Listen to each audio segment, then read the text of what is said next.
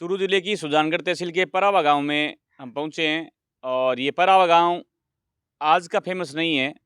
ये शहीद गोविंद सिंह के नाम से परावा गांव जाना जाता है, क्योंकि चूरू जिले का प्रथम लाल जो शहीद हुआ था उनका नाम था गोविंद सिंह। गुरु गोविंद सिंह से हम तुलना कर सकते हैं इनकी, क्योंकि दोनों ही महापुरुष है और दोनों के ही जो काम है वो बड़े तगड़े हैं। गोविंद सिंह जी के विषय में पूर्व में 2-3 प्रोग्राम भी हो रखे हैं परावा गांव में। तमाम नेता भी इकट्ठे हुए थे और घोषणाएं भी काफ़ी हुई। और आगे जो शहीद गोविंद सिंह समिति जो परावा की है उसके द्वारा दौड़ प्रतियोगिता का जो आयोजन किया जा रहा है उसके विषय में रूप सिंह जी हमारे साथ है और गांव के 2-3 लोग भी और हमारे साथ है। उनसे भी हम बातचीत करेंगे। क्या दौड़ प्रतियोगिता है, क्या पूरा मामला रहेगा, कितनी इसकी इंटर फीस है, क्या इसका उद्देश्य है, सारी चर्चाएं हम रूप सिंह जी से करेंगे। रूप जी, सर्वप्रथम तो भारत माता की जय। भारत माता की जैसा। भारत माता की जय इसलिए बोली है कि शहीद गोविंद सिंह के नाम से मैं यहाँ आया हूँ, इसलिए भारत माता की जय बोली है आपसे। 31 तारीख को जो प्रोग्राम होना है परावा में, वो क्या प्रोग्राम है, उसका पूरा विवरण आप दर्शकों को बताइए। जरूर सर। मैं सबसे पहले तो फैक्ट तंत्र टीम का बहुत बहुत आभार व्यक्त करना चाहूँगा, क्योंकि जिस कड़ी में हम गोविंद सिंह जी के डॉक्यूमेंट से लेके इस स्मारक की कड़ी में आगे बढ़े, तो आपका और आपकी टीम का जो योगदान रहा, जिस भी कार्यालय में गए उस कार्यालय से लेकर इस सोशल मीडिया के युग में अगर गोविंद सिंह जी को अगर वापस जिंदा किया है तो वो हमारे से ज़्यादा आपका सहयोग जाता है, आपकी टीम का सहयोग जाता है। मैं सभी दर्शकों को बताना चाहूँगा कि शुरुआत की कड़ी में जब हमारे साथ में कुछ एक लोग थे, उस समय फैक्ट तंत्र साथ में खड़ी थी और जब इनके डॉक्यूमेंट्स निकालने का प्रयास कर रहे थे, किसी कार्यालय से मिलने का प्रयास कर रहे थे, और मैं आपके इस मंच के माध्यम से कहना चाहूँगा, मैं नाम नहीं लूँगा, लेकिन बहुत से पत्रकारों से मैंने बातचीत की, लेकिन उन्होंने मेरे को किसी बहाने से वो हट गए। लेकिन फैक्ट तंत्र टीम आज भी साथ खड़ी है और पीछे भी साथ में थी और भविष्य में भी इसी प्रकार से अगर कड़ी से कड़ी मिलाकर चले तो मैं निश्चित तौर से कहना चाहता हूं कि शहीद गोविंद सिंह के नाम से हम परावे में भी नहीं बल्कि पूरे चूरू जिले में इस प्रकार के कार्यक्रम आयोजित करेंगे, जिससे हमारा अपने ग्रामीण क्षेत्र का युवा आगे बढ़े, खेल में आगे बढ़े, शिक्षा में आगे बढ़े और हर प्रकार से आपकी जो टीम सहयोग कर रही है, आपका बहुत बहुत अभिनंदन, स्वागत।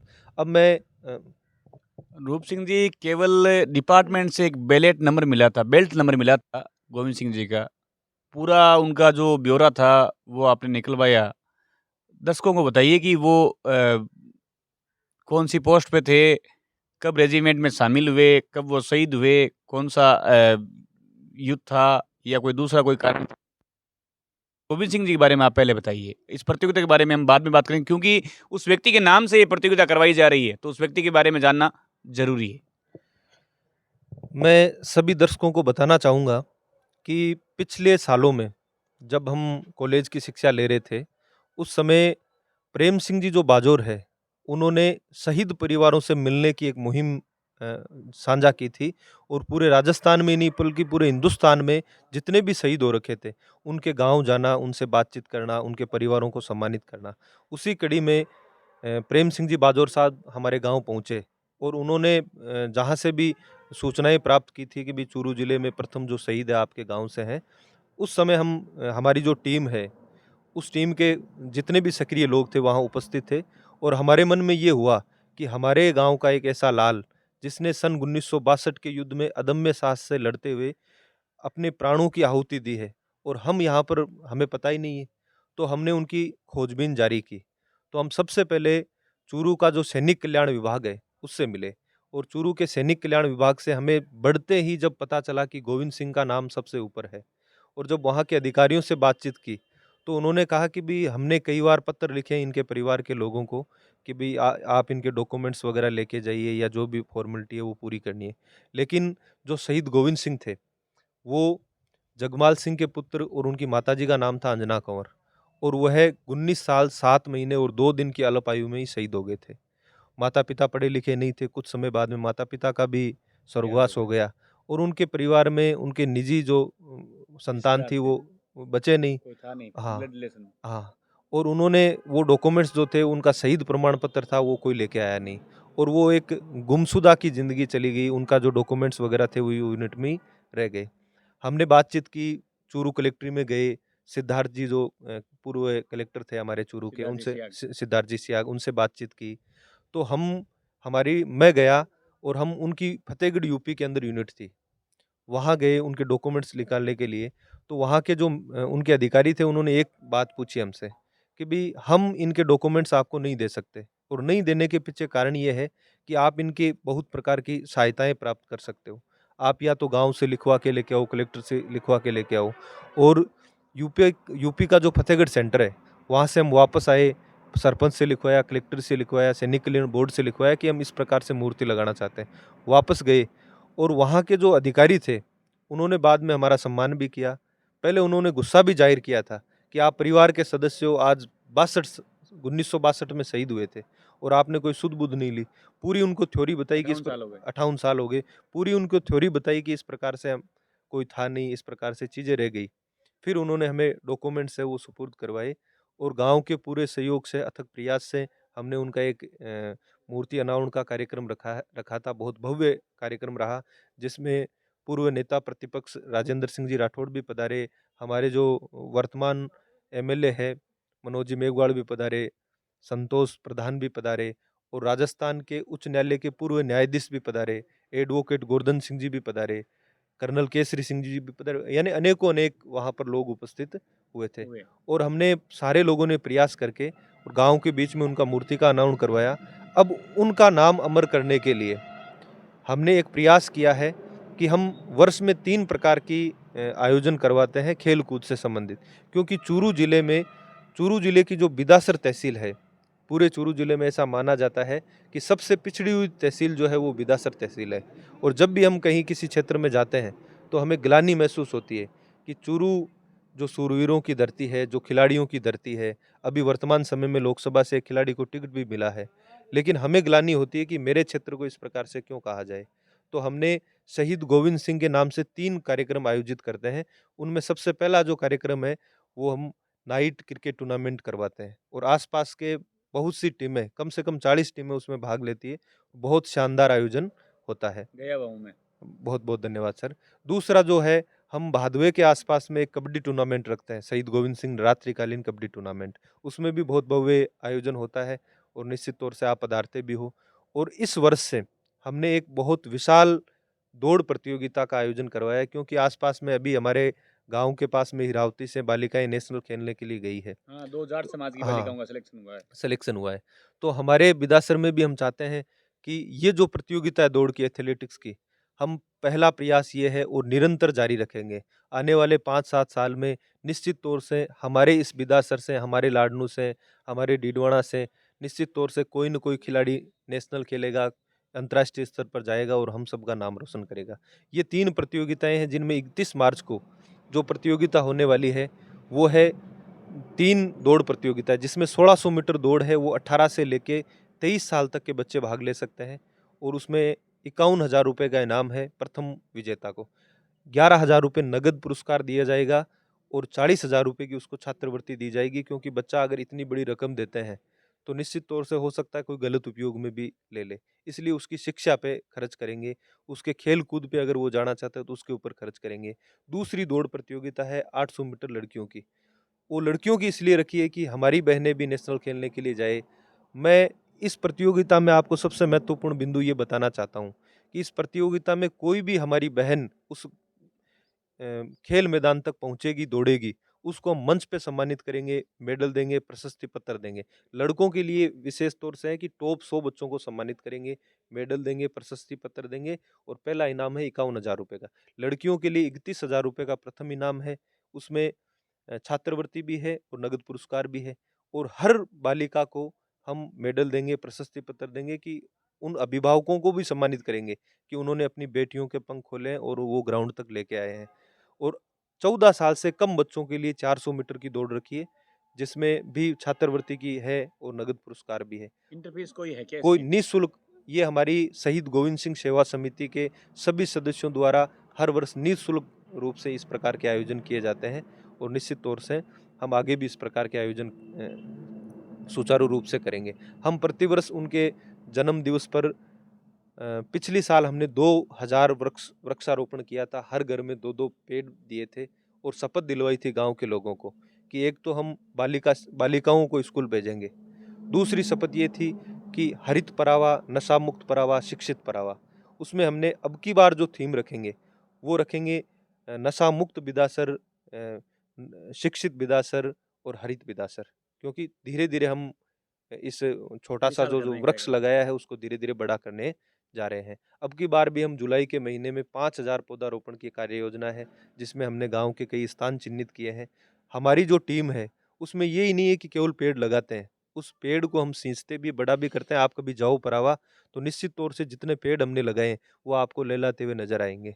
और हमने वो शपथ के साथ में लोगों को दिए हैं कि आप इनको अपने बेटों की तरह रखवाली करेंगे। तो ये हमारी मुख्य मुख्य बातें थी सर। और भी आप, जैसे शहीद गोविंद सिंह जैसे सर पूछ रहे थे कि इनकी कहानी के बारे में, तो मैं थोड़ा सा इनके जीवन परिचय के ऊपर प्रकाश डालूंगा। सर, शहीद गोविंद सिंह एक बेहद ही साधारण परिवार से बिलोंग करते थे और बचपन में खेती बाड़ी का काम कर रहे थे। हमारे जो दादोसा है उनके साथ में रहे हुए हैं, काम किए हुए हैं। तो आज़ादी के आसपास, यानी वो सेना में भर्ती हुए आज़ादी के बाद में।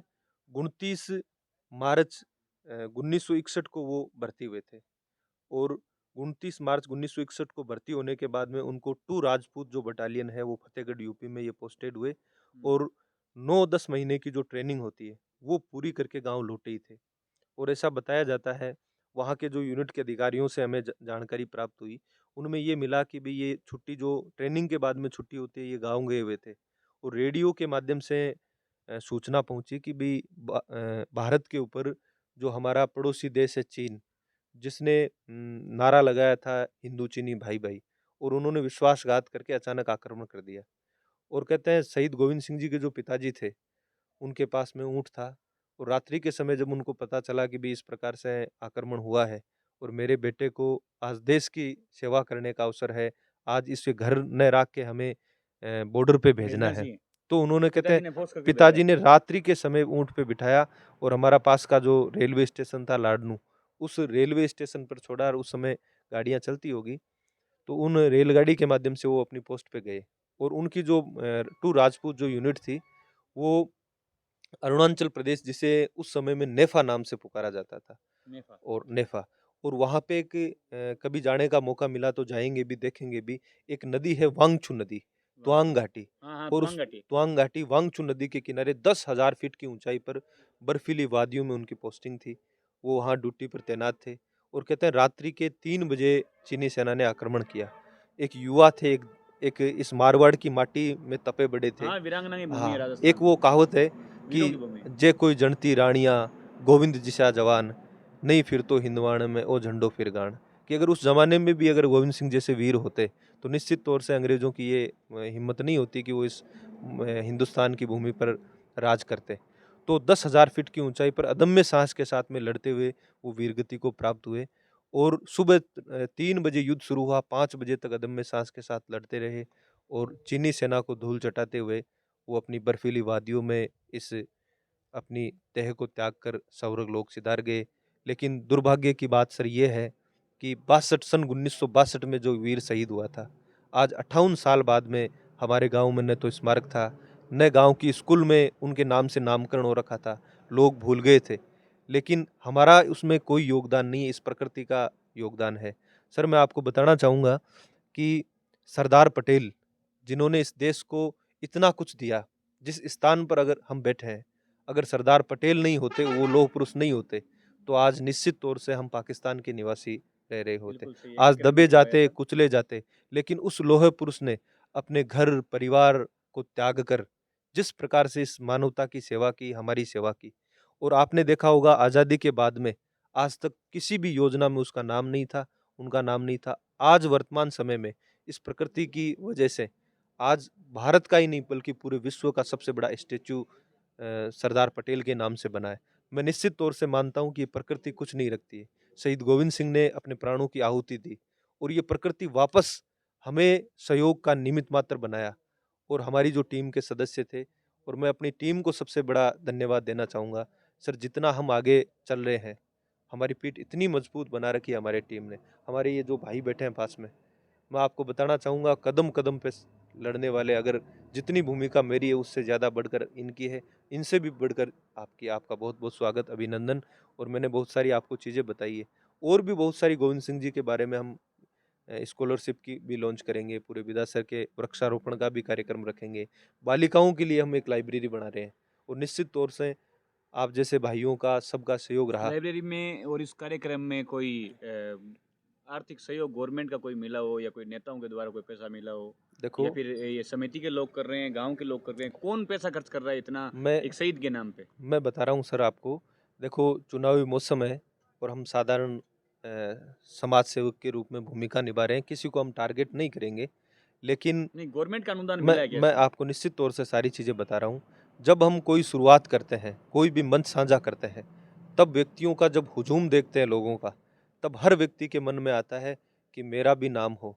और उसी कड़ी में, मैं नाम नहीं लेना चाहूँगा, लेकिन हमारे ही क्षेत्र के बहुत से राजनेता ऐसे थे जिन्होंने खुले मन से घोषणाएं भी की थी कि आप ये कार्यक्रम कर रहे हो, परोपकार की सेवा कर रहे हो, तो ये जो बाउंड्री का काम है हम करवाएंगे। और मैं इस मंच के माध्यम से आपको बताना चाहूँगा, अगर गवर्नमेंट के रूप में या अन्य सहयोग के रूप में हमें कुछ मिला है, तो हमारे जो सरपंच महोदय थे उन्होंने छतरी का निर्माण करवाया, 1.5 लाख रुपए उन्होंने अपने निजी कोष से दिए। वर्तमान जो पहल परावा की के है। सरपंच है, उन्होंने दिए। कौन है सरपंच साहब? वो है राजूराम जी, नाम है उनका। नाम क्या है? रामेश्वर राम जी सारण। रामेश्वर लाल जी हाँ, सर। उन्होंने मंच पे नहीं बोला था, लेकिन हमने जब रिक्वेस्ट की तो उन्होंने 1.5 लाख रुपए का अच्छा, सहयोग मंच दिया। पे बोलने वाले लोगों ने अनुदान नहीं नहीं दिया, दिया, और नहीं जो दिया, नहीं बोले थे नहीं मंच बोले, पे, उन्होंने दे दिया। इसका मतलब वाहवाही लूटने के लिए तो जब घोषणाएं की हाँ, जाती है, धरातल स्तर पे योजनाएं काम नहीं करती। कामयाब उन्होंने नहीं जब होती। सरपंच महोदय को हमने कहा, तो उन्होंने बिना किसी हो लेके हमें कह दिया कि भी आपको जो काम करवाना वो करा लीजिए। और निश्चित तौर से 15 दिन में उसके ऊपर की जो मूर्ति का ऊपर का जो ढांचा था वो तैयार उन्होंने करवा दिया। लेकिन हमारे यहाँ के जो बड़े लीडर थे, उन्होंने 4.5 लाख रुपए की घोषणा की थी, लेकिन वो आज तक भी हमें मिली नहीं। और मैं सबसे ज़्यादा तो धन्यवाद देना चाहूँगा अपने गाँव के उन बूढ़े बुजुर्गों का, जिनके सहयोग से हमने ये काम किया।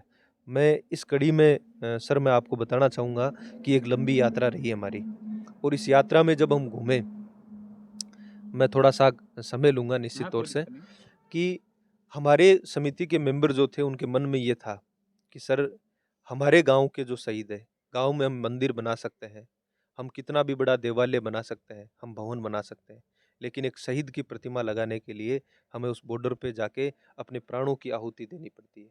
और उस आहुति का अगर काम किया है, हम तो सौभाग्यवान हैं कि हमें उस वीर भूमि वसुंधरा पर जन्म मिला है, जिसके कण-कण में बलिदान की भूमि है, जिसके रज-रज में बलिदान की भूमि है। कहा जाता है, आपने तो साहित्यकार हो सर आप तो, कहा गया है कि इला ने देनी आपनी हालरियो हुलकाए, पूत सिखावे पालने मरण बढ़ावे माय। निश्चित तौर से गोविंद सिंह जी को भी यही शिक्षा मिली होगी, और अदम्य साहस के साथ में वो लड़े, और आज पूरे चूरू जिले का नाम इस पूरे हिंदुस्तान में अमर कर रखा है। आप कभी जाओ, कभी आपका जाने का मौका मिले, तो फतेहगढ़ यूपी में इनके नाम से पूरी एक कॉलोनी का नामकरण कर रखा है उन्होंने, शहीद गोविंद सिंह जी के नाम से न पूरी, जानते हुए भी। न जानते हुए भी, क्योंकि उस यूनिट के वो सदस्य थे, वो सिपाही थे। आज भी कोई भी टू राजपूत यूनिट का कोई भी सिपाही है, 21 अक्टूबर हर वर्ष उनकी भव्य शहादत दिवस मनाया जाता है, और उस दिन टू राजपूत यूनिट की छुट्टी भी रहती है, उनका प्रतिभोज भी रहता है, सब लोग याद भी करते हैं, क्योंकि ऐसे वीर महापुरुषों की वजह से आज हम जिंदा है, हमारा स्वाभिमान जिंदा है। तो मैं जिस कड़ी की बात कर रहा था कि हमारे मेंबर जो थे, उनका सबका विचार था कि हम इस प्रकार से कोई मूर्ति का लगवाएं। तो सर, एक जब कोई भी व्यक्ति शुरू होता है, आगे बढ़ता है, तो लोगों को ये लगता नहीं है कि हमारे गाँव का ही छोरा है। हाँ, हैं? ये भाई आज बात है, गाँव का हाँ, छोरा और बाहर लोग आज गिन। 58 साल में अगर नहीं लगी, तो ये आजकल के 5-7 बच्चे क्या लगवा देंगे? तो सर मैं बताना देखो, चाहूँगा, प्रतिकार की भावना ज्यादा होती है लोगों में। प्रतिकार आप की अच्छा होती। काम करने लेकिन जाओगे मैं तो आपके निश्चित तौर 50 से, लोग विरोध हाँ, करेंगे। लेकिन अपने गाँव में बहुत से लोगों का सहयोग भी रहा। मैं आपको बताना चाहूँगा, थोड़ा-सा समय लेंगे हम, कि जब हम आगे बढ़े, तो सर प्रेम सिंह जी के पास में मैंने कोई 10 चक्कर काटे।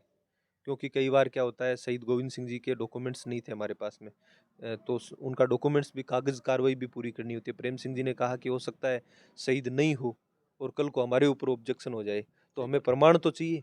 तो मैं इधर-उधर गए, सैनिक कार्यालय गए, वहाँ से रजिस्ट्रेशन करवाए, यूपी गए, वहाँ से लेके आए। हाँ, अभी आप और बता रहे जब थे। जब सारी प्रक्रियाएँ पूरी हो गई, तो उन्होंने मूर्तिकार थे खुडानिया के, वीरेंद्र सिंह जी शेखावत, उनके नंबर दिए, उनसे कहा कि आप बातचीत कर लीजिए और इनको मैंने बता दिया मूर्ति बना देंगे।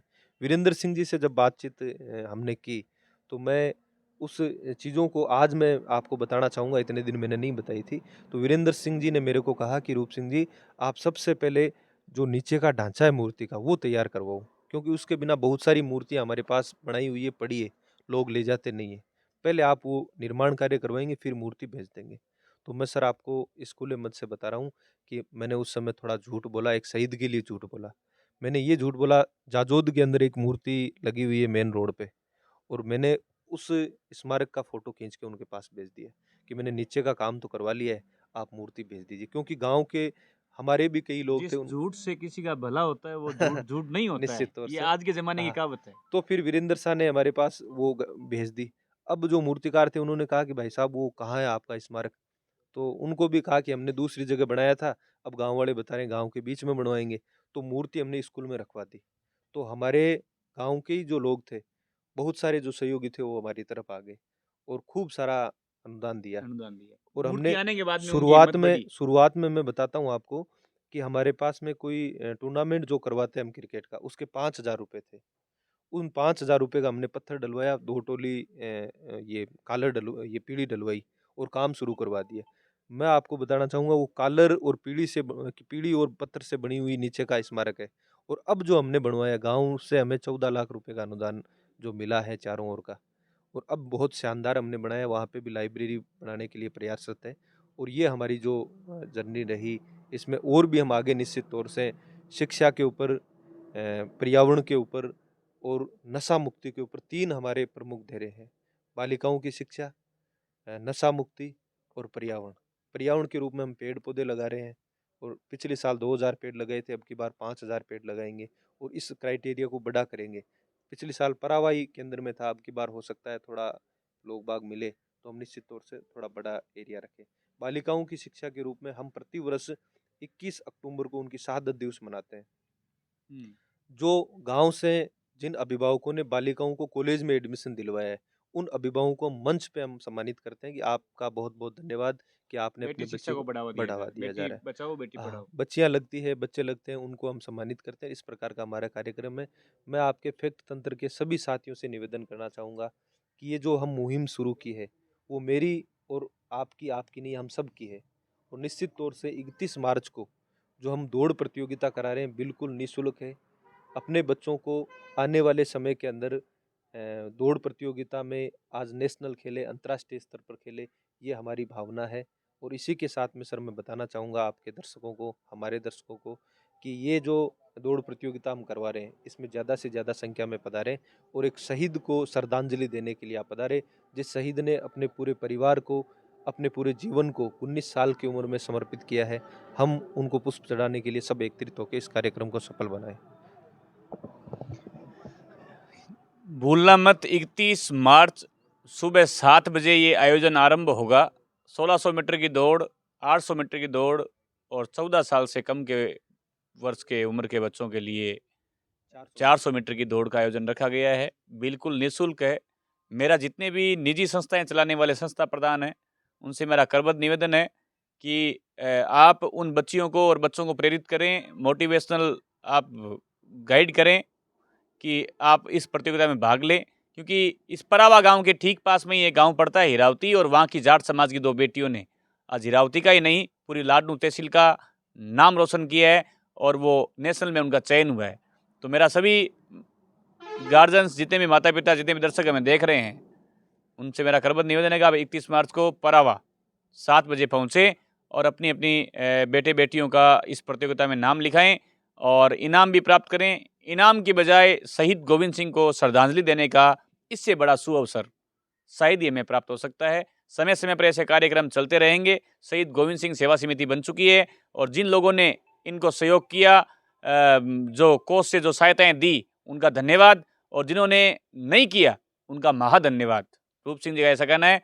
और रूप सिंह जी काफ़ी, जिस समय ये बात चर्चा शुरू हुई थी कि यहाँ के एक शहीद थे, वहाँ से लेकर के अंत तक ये चले, सारा मामला इनके संज्ञान में था। इसलिए मैंने आज इनको ज़्यादा बोलने दिया, ज़्यादा क्वेश्चन नहीं किए, क्योंकि ये क्वेश्चन करने का मामला नहीं है, ये श्रोता बनने का मामला है।